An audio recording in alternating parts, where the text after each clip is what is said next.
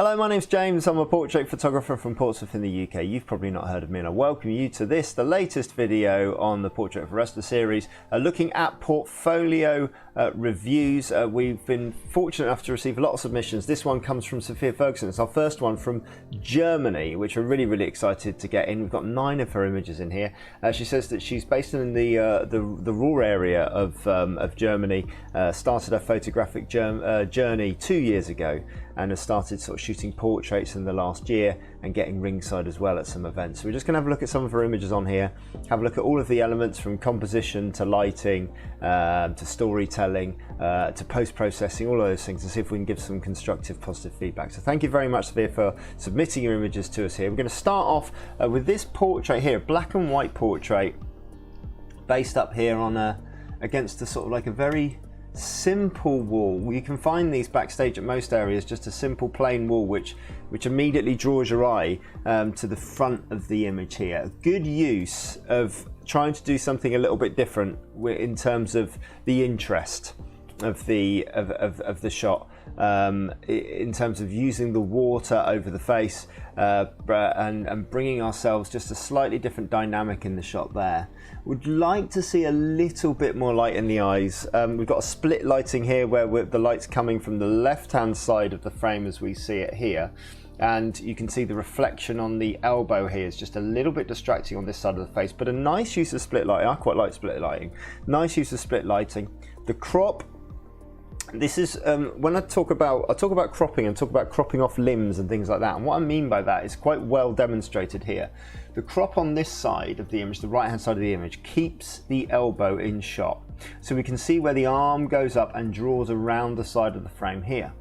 On the left hand side, the crop is too far in, so what's happened here is that the elbow goes up here into nothing, and then it comes out of nothing on this side, so there's no sort of leading line there, and the whole thing, it's quite, it strikes me, it's quite asymmetrical, but I feel it would be a stronger symmetrical shot with really strong split lighting.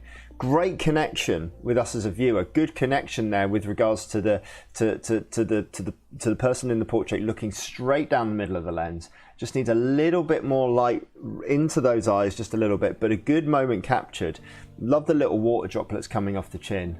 Really intense look to the image. It's just a tiny little bit clumsy in terms of the composition, but I think there's a really strong idea there, and like I said, the connection is really strong, which I love. This looks like, I think it's probably Cara and Speedball. There's Cara Noir being dragged. So in terms of storytelling, we got a good story here. We're certainly close to the action, so we're not afraid of getting close, and I imagine in that arena, from what I've seen, you haven't actually got much choice but to be close to the action. I quite like the narrative of all of the rubbish on the floor just around there, but there's an odd foot sort of coming out here from Speedball. There's odd feet here and an odd foot here. It's all just a little bit clunky in terms of that placement, but a good story again. It's a little low on light, obviously, because we're so far down and we can't really see any anguish on the face there. I don't think it's the most flattering angle here of the guy on the right hand side here, although we're going into darkness. But it's a really interesting choice of crop that you've made. You've made a really interesting decision to crop into to crop in and sort of tell the story here. We've just cropped off Cara's leg here, and that's a shame because he goes around barefoot, and that would help tell the narrative as well. Maybe be even braver here, even braver. We may be crouched, we may be looking down, but to get really low, to squat down really low. I've had to do that on occasion when the action ringside come close to me. I've just basically just stay still, get low, and try and stay out of the way as much as possible, and you'll find that super low angle might give you a slightly different dynamic on this shot. So again, just a little bit of attention to detail there just to refine that, but a lovely moment, really telling the story, and again a brave crop showing something a little bit different really. And then we go into the match. There's the man there. So Cara right on the point of the moonsault there, which is great. Actually, I quite like the light coming out of his foot at the back there. It's quite nice, and the fact that he's framed around the 16 karat logo. So this is where we went to the, if we look at the previous image where they're in front of the logo and the logo is acting as a bit of distraction because it's just coming out of the edges, this one here is a perfect use of that logo. And that, from a commercial standpoint, and I'm talking way outside the world of wrestling and the business of wrestling, this is a really, really important thing. When companies hire you to photograph events commercially, they want their brand seen and they want their logo used and their logo seen, and that's absolutely perfect for that. That tells a great story. We're a little slow on the shutter speed, so there's a little bit of movement down here with Speedball, which I don't mind, and we have to be low on shutter speed obviously because we're photographing indoors, but the whole image has it's just a little dark on the left hand side here where obviously there's no lighting. So potentially, I don't know, it's a difficult one because you can only work with the lighting that you're given, but ultimately the logo's in there, the crowd are engaged, the moment has been captured. You've got under that ring rope again, bring us into the ring, the referee's helping tell the story in that moment as well. It's a cracking ringside portrait, really, really cracking, and it's telling a story of a move being hit from a high risk element and the guy underneath just moving out of the way. So just needed a little bit more crowd interaction on this one. They're all watching, but there's not that sense that we got from the previous one of excitement. Again, something out of your control, but you're doing all the right things here, doing all the right things, taking all the right chances and getting in all the right positions. A little entrance portrait here, so you're working with the lighting that's been set up for you by the stagehands and by everyone who plots that lighting for the show. You've got a good angle here, good profile angle, nice low angle again, and this low angle has allowed us to see some of the detail in the ring wear, in the entrance wear and what we're wearing, which gives the whole feel of the picture something slightly different. I love the subtle use of dry ice. We've got the red up here as well. There's a slight red tonality which actually matches up really nicely to the red in the cloak, so it all sort of works in together.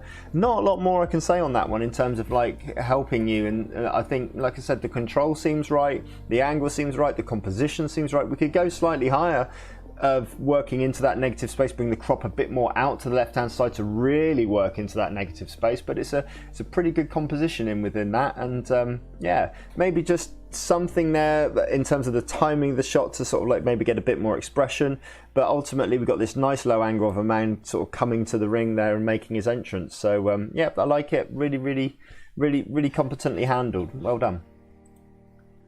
Now we're going back into our portraits here. Let's have a look at this point of focus. That is pin sharp on that eye. Fair play. Pin sharp on the eye, I love that.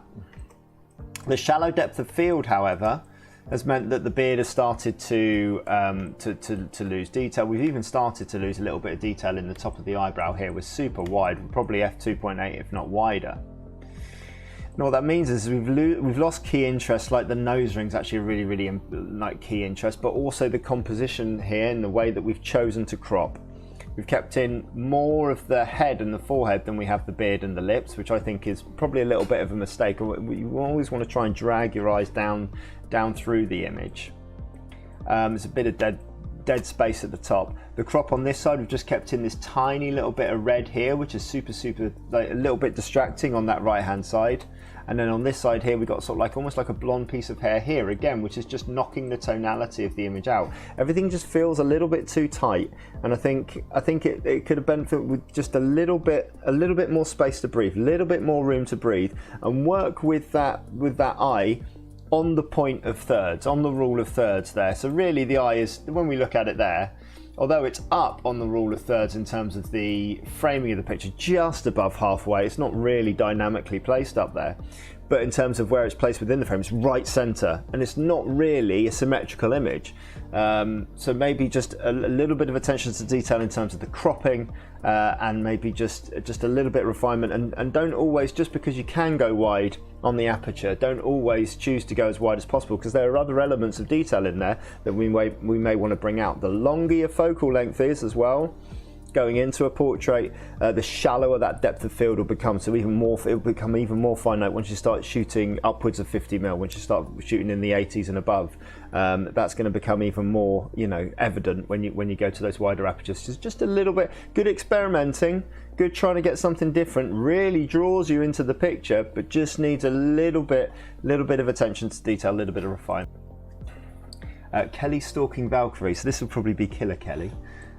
My goodness. hell of an expression there. So this looks like a super challenging lighting setup again. Very, very high spotlight on both of them.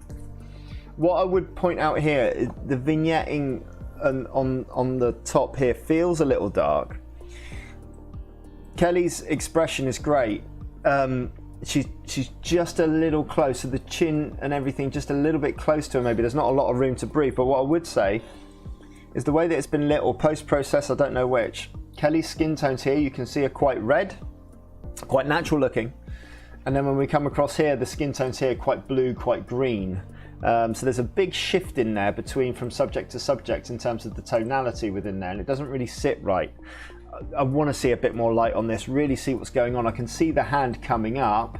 Now you were there, you know why that hand was put there, you know why the placement was put there, but I'm not entirely sure that we do, and I think we just need to see a little bit more. Again, a nice low angle, something a little bit different, but we just need a little bit more detail really to help tell the narrative and see what's going on there. And then our last one here, Timothy Thatcher, with, I think it's Lucky Kid. Good timing on the shot. Let's have a look, let's bring it across here. Good timing on the shot. So we got the boot right up against Lucky's face there and head, which is good. Good composition throughout, quite nice long composition, I quite like that. Let's bring this down here. Just watch that ring rope again. I always want to try and work with those ring ropes on the straight, and they're just off the straight. They're just starting to fall away there. Can you see at the end, whether it's touching on this side on the straight line, it's just moving away here. But great timing. Good shot there of Tim just sort of looking across.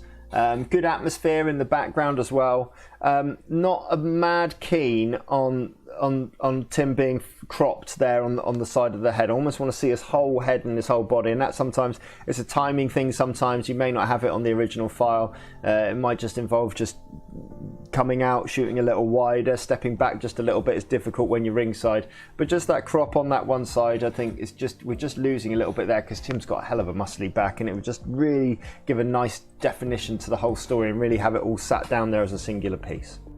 So thank you to Sophia for submitting your work for Photo Critique. It's a very, very brave thing to do, to put your images up there. It's something that you've dedicated so much into, and something that you clearly have such a passion for. Just keep doing what you're doing, keep experimenting, keep trying different things, and hopefully when these events return, you know, you'll be ready to go and ready to create even more sort of stunning imagery. But we're well on the way there. So if you want to have a portfolio review, you can do. If you want to be brave like Sophia, you can email me, portraitofawrestler@gmail.com. Follow me on the Instagram and the Twitter @Y2JimBob. And as ever, all the very best.